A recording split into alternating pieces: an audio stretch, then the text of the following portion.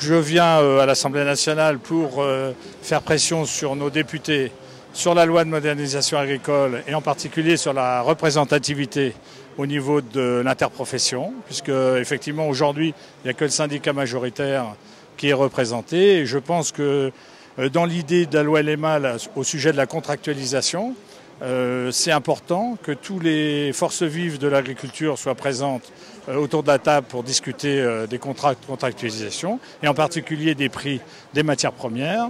Donc on a des collègues sur l'OPL, sur l'appli, sur les producteurs de lait, parce qu'effectivement eux ils sont en avance sur la contractualisation.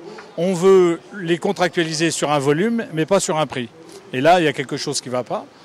Parce que la réalité de l'agriculture, c'est les prix des matières premières. On demande à nos politiques de réagir, et je dis les politiques français, mais surtout les politiques européens. Aujourd'hui, nous considérons que la LMA n'apporte pas les réponses nécessaires à l'agriculture.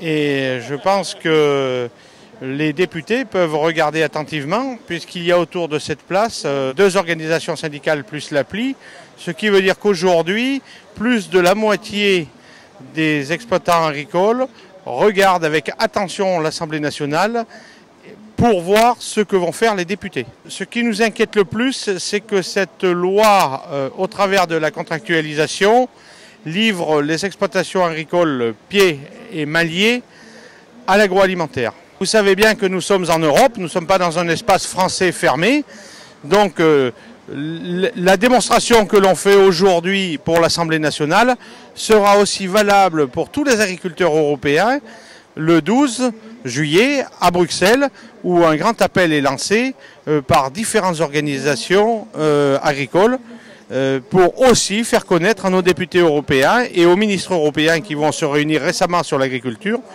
les desiderata des producteurs. Bon, aujourd'hui, nous sommes là pour défendre, comme toujours, notre production de lait, c'est clair. Par contre, nous avons une loi qui passe aujourd'hui qui va complètement dans l'autre sens, de donner un peu de pouvoir, un peu de poids à les agriculteurs. Elle donne beaucoup plus à les COP et à notre interprofession comme habitude. Je crois qu'il y a une chose aussi, c'est que si on est là, c'est parce que ça fait un petit moment qu'on bouge. Tout le monde se rappelle des épandages de lait. Et aujourd'hui, nos politiques qui nous suivent, qui nous disent oui et tout, font complètement le contraire. Aujourd'hui, nous sortent des lois qui vont à l'encontre de toutes les promesses qui nous ont tenues dans le soutien aux agriculteurs. On a la population derrière nous et on voudrait le rappeler à tous nos parlementaires qui sont derrière aujourd'hui. Il y a un des éléments de la LMA qui est très important, c'est la contractualisation.